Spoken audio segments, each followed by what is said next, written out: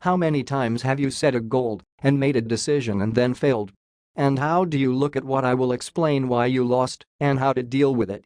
People want their dreams to come true but don't know how to achieve it. The problem is that they are too focused on the how, while success lies in the why. The goal of our program is to help you reach your goals using the approaches Rich Dad taught me. Rich Dad taught me that it wasn't talent, charisma, or money that made a person successful. Success lies in the way of thinking, in that very mental why.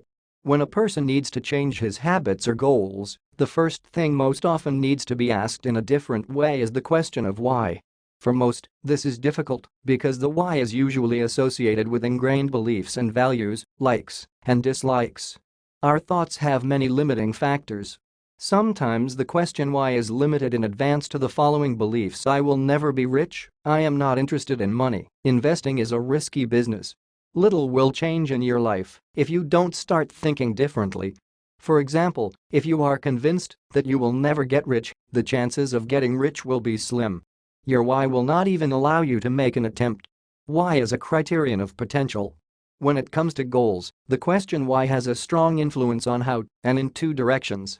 Let's look at this with money as an example. First aspect. By limiting your why, you limit your how. For example, if a person has decided in advance that he is not interested in real estate, then his why will immediately reject many profitable hows regarding real estate. In other words, the question why here acts as a filter for how. Second aspect. Why determines your potential. A person can only be as rich as his why allows. Just as a 20-liter can of gasoline cannot hold more than 20 liters, so a person who is convinced that he will not need more than $100,000 will not be able to hold a large amount. If you want to get richer, expand your why. For example, for a billionaire it is wider than for a millionaire because he, perhaps, sets himself the goal of helping not thousands, but millions of children.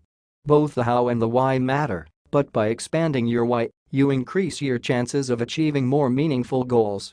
Most goal setting and goal achievement training programs focus on the how. But this is wrong. They just tell you what to do. They provide guidance on how to create to-do lists and how to break large goals down into smaller ones. These programs advise you to be closer to reality, but they do not create the necessary worldview. Why is a mindset? The question why, as if sets the conditions in which the thought process takes place. Rich Dad said, change your environment and you will change your life. By changing or expanding your why, you change your life too. Achieving goals is not an easy task in itself. If your why isn't strong enough, you won't be able to overcome the obstacles that inevitably come your way. So why is more important than how? What does this have to do with achieving goals? My good friend Bob Mollett, Olympic medalist and author of Discomfort Can Be Comfortable, taught me the importance of the why in goal setting. According to him, each goal contains three components. First, desire. Why is the most important component. Desire is the meaning for which you strive for a goal. This is the spirit of purpose. Second, the executor, who is the active force of the goal you necessary to achieve it.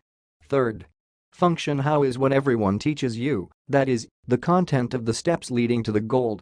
For all its importance, this component is less important than the other two. Already on the 7th of January, that is, just a week after the decision to take up their physical form in the new year, 75% of people stop going to the gym. Have they forgotten what it takes to achieve the goal? No. They perfectly remember where the gym is and how to do push-ups. They just lost their will. They have forgotten their why. Rich Dad said, knowing you can do something and actually doing it are two very different things. In this difference lies the whole of life. Here lies the key to success. Knowing what needs to be done, you turn to the function, but in order to really do something, you need to turn to desire and will. Subscribe to the channel to be aware of new videos. Share useful content with your friends and become better. With faith in each of you. To success in the shortest way with us. See you.